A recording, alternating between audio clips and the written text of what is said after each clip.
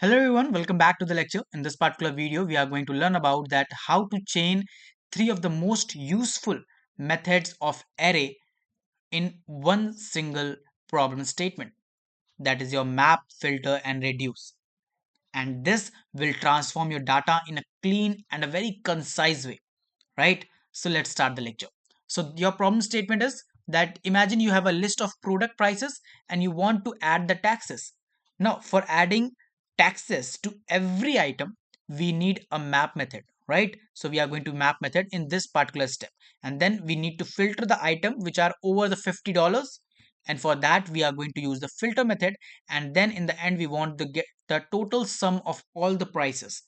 For that purpose, we use the reduce method because your reduce method returns a single value, right? So this is your problem statement which we are going to work, right? But before that, a small tip for you all that each method returns a new array, right? Each method returns a new array except your reduce method which returns a single value, right? So you need to plan your order very carefully.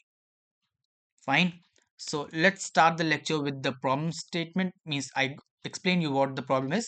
Let's start with taking the example as prices equals to, let's create an array, and inside this we will give some random values like 10 comma 25 comma 40 comma 60 comma 100, like this, right?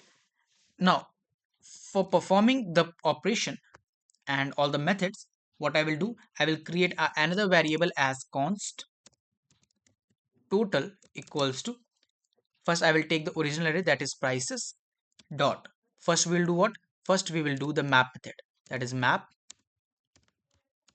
like this. Inside of this we will take price will do what, price will take each item value once, like every time. The mapping will do what, mapping takes each value each time, right? And then put a arrow here, and then price equals to price into, so first we will do what, we will do the product, right? Price into 1.1. Why 1.1? Actually I'm doing adding the taxes up to the 10%. We have not mentioned it here, but we are adding the taxes of 10%, right? And by doing that, what happens that for every 1 rupees we have a tax of zero point 0.1, right? So this is how the mathematics is done here. Now then we will do what, we will filter it, right?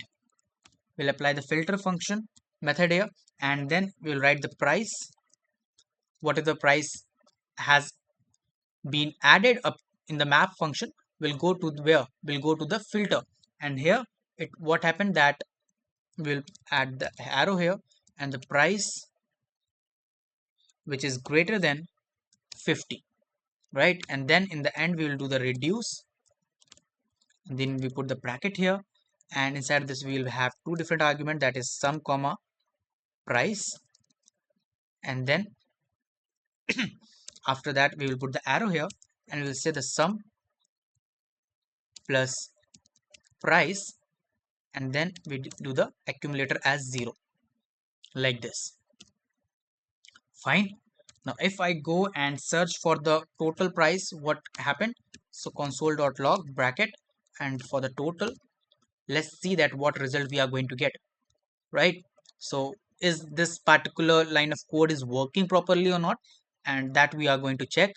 And let's go to the console, and you can see I'm getting 176 here. Why? Because this is working and my problem is getting solved. So what is happening here, let me explain you once again. We are first having the price here, right?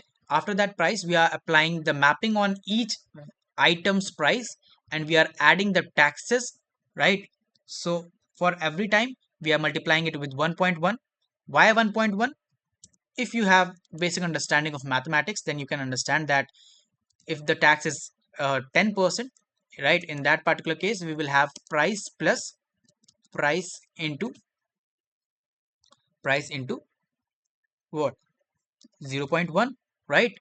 That is your 10%, and this will result in what, this will result in 1.1 into your price.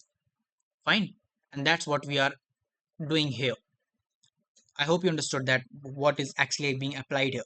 Then we are using the filter method for separating out the prices which are above rupees 50, and then we are in the end using the reduce method to take out the what this sum. That sum is what sum is acting as like this, your zero is the accumulator, right? And this is the storage part.